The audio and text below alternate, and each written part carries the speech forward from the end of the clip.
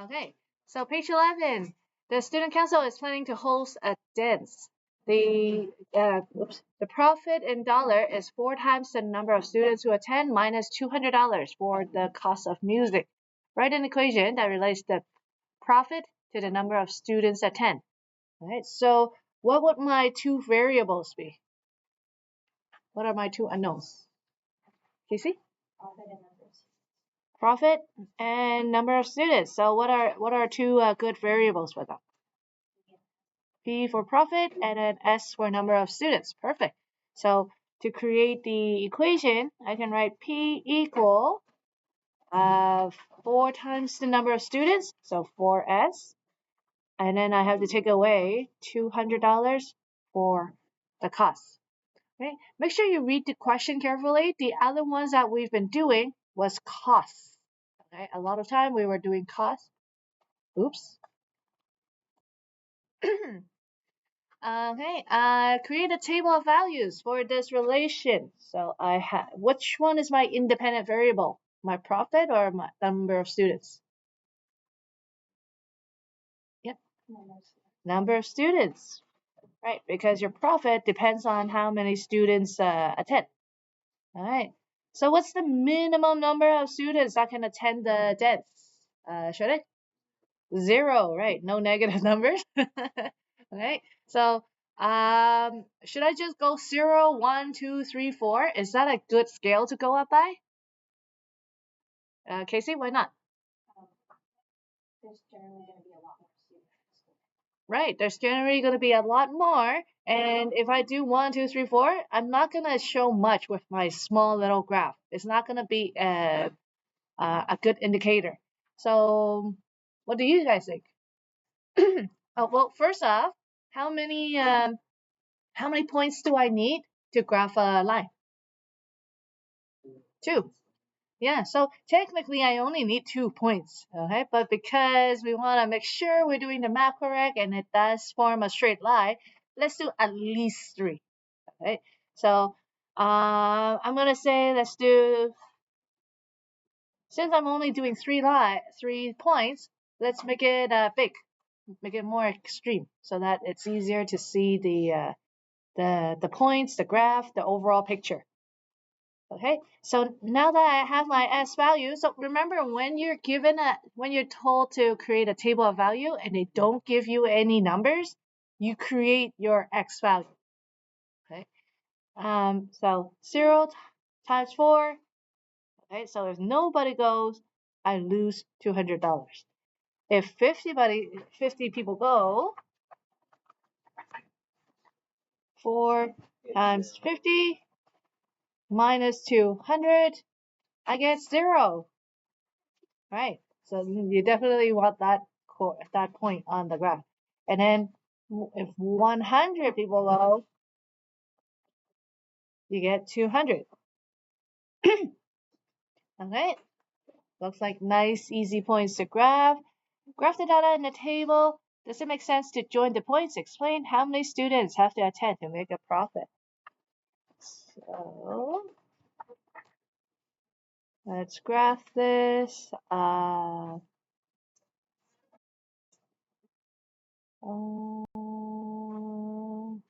could do something like this. Since I don't have negative x values.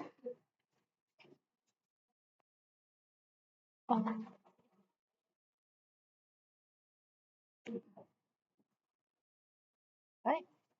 So S and P. So let's do a nice scale. So for S, I want to go by 10, 20, 30, 40, 50, 60, 70, 80, 90, 100. So I'm going by tens for each box. And then here, I can go by 50 as well. So 50, 100, 200, negative 100, negative 200.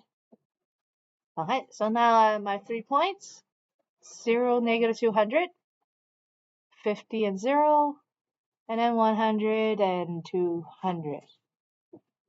Okay, now here's the question. Should I connect the dots? Okay, so if you're thinking, should I connect the dots? Um, the key question is there a relationship between S and P? Yes. So if there's a relation, then yes, there should be some sort of line or curve. Uh, but here's the tricky part. Okay, if I just do a solid line, it will mean that I can have half a person attend the dance. Does that make sense? No. Your upper body attends the dance, but your lower body is still at home. So instead of a solid line, we do a dotted line. Okay, to show that there is a relation between number of students and profit, but this is discrete data. Okay, what do you think we call the other one if it's a solid line? Yeah. Continuous data, right? So the other one is called continuous data. Okay, just wanted to write out the both of the terms. So this is discrete when you can't have half a person or half of something doesn't make sense. Okay. How many students have to attend to make a profit? So how many students have to attend? 51. Yeah. Okay. So good. Very good. So you can say if more than 50, or you can say 51 people, students attend, then the council, then the student council makes a profit.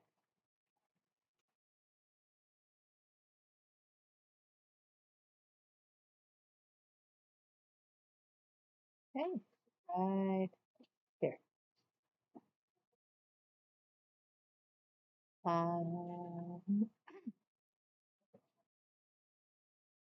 Okay, as you can see right here, anything below, that would mean that I'm losing money. Anything on my positive y-axis, it means that I am making a profit.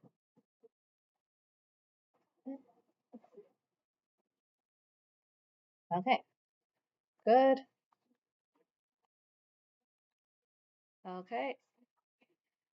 So page 15. For each equation below, graph the equation. Describe the graph. Okay. So notice I only gave you one grid. So you could graph all of them on one grid as well for your homework.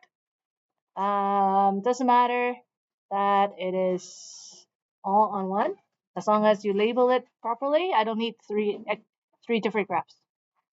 Okay, so this is my x, this is my y. Okay. When I don't label any numbers, it will just mean that every box is 1. Okay. X equals right here. Let me do a table. X equals -4. If I were to do a table, actually here, x equals -4 is what type of line am I going to see? All of them are going to be straight. All lines are straight. Vertical. Okay, so whenever you see x equal a number or y equals a number, you know it's going to be either a vertical line or a horizontal line. Okay. As I said, I taught this course so many times, people always mix them up. They don't remember which one is which. So easiest way, do a quick little table. You know that no matter what, x is -4. And then y can be any number. Okay? So when you graph it, -4, 0, -4 and 1, -4 and 2. you can see that you get a vertical line. Okay? So you could memorize that x equal mean vertical line, or you can just do a quick 2 points table to see that it gives you a vertical line. So then you don't have to memorize. Okay. What about B? Y plus 2 equals 0. Okay, using what we know from algebra last chapter. If I rearrange this, y would equal y equals -2. And so if x equals give you a vertical line, what do you think y equals give you? Horizontal line, right? So this will give you a horizontal line. At where? At y equals -2. So this line right here. Sorry. Let me label this properly. So this A, and then a horizontal line. Yeah, well, a lot of time when I ask people to describe the graph, they will say it's a straight line. All lines are straight. So make sure you use better description. Okay, and then C, 2x equals 5. Oh, sorry, 2x equals 5. Okay, so x equals 5 over 2, which is 2.5. So I know it's right here, and it's a vertical line at 2.5. Okay. Now, I do want to teach you guys a small little trick. Right? If I were to create a table of value,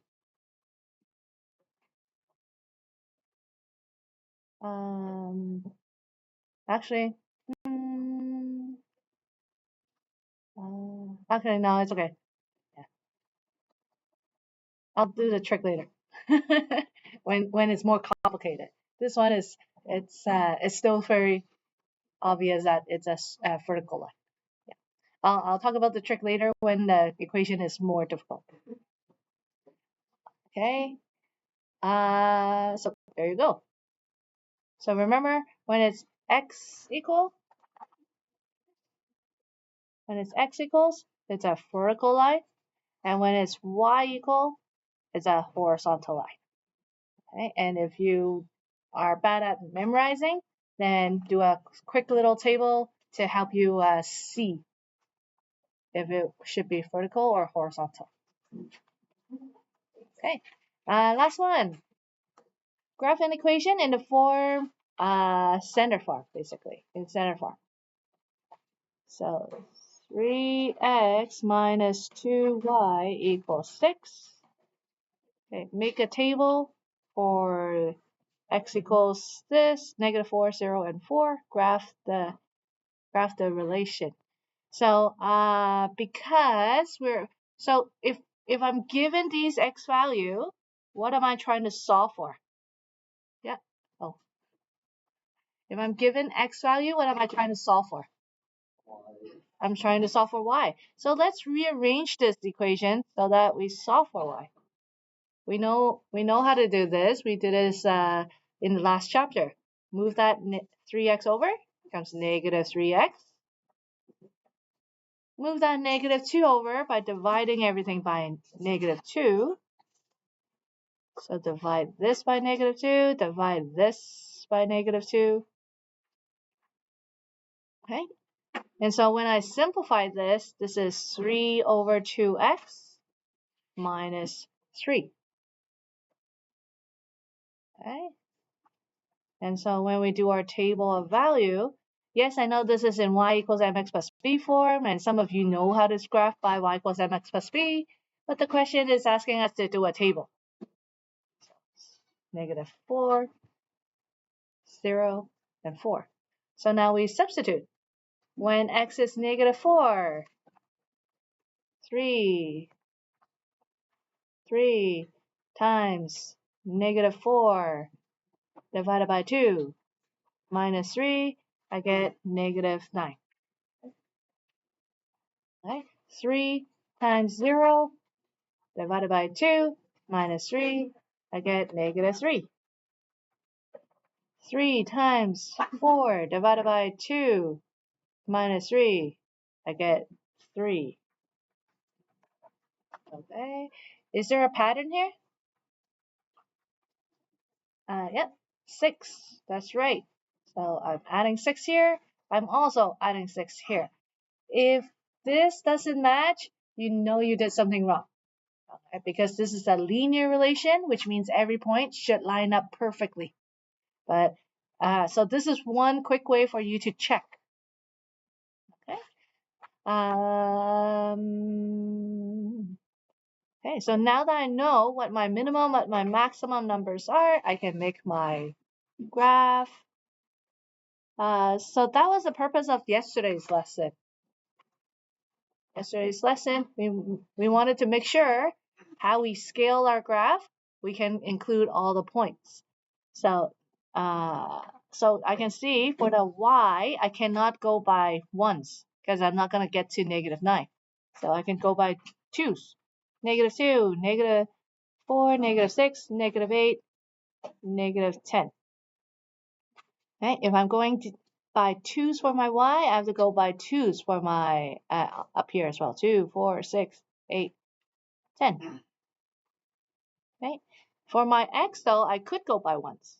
So 1, 2, 3, 4, 5, negative 1, negative 2, negative 3, negative 4, negative 5. Okay, so again showing that my x could be going up by ones, my y's can be going by twos. They don't have to be the same, as they're two different axes. So negative 4, negative 9, right here, 0, negative 3, 0, negative 3, and then 4, 3. So 4, 3. Okay, let's say I did that. Okay, I'm supposed to connect them into a straight line. Can I?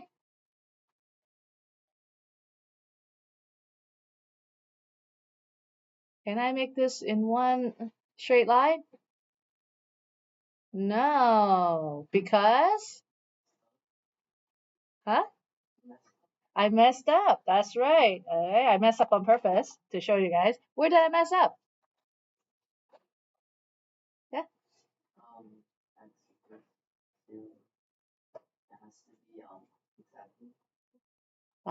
No, this point is right.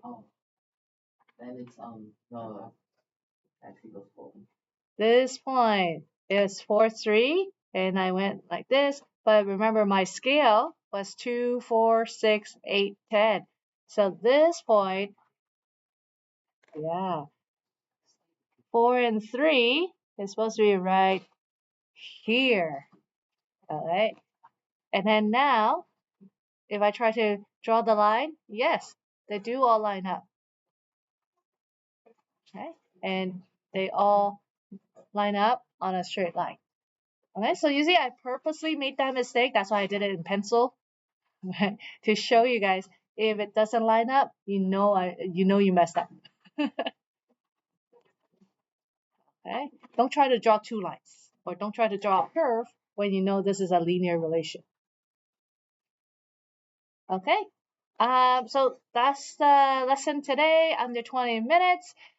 So for the rest of class, you can work on page 16, 17, and 18. Tomorrow, asynchronous day, just continue with the work.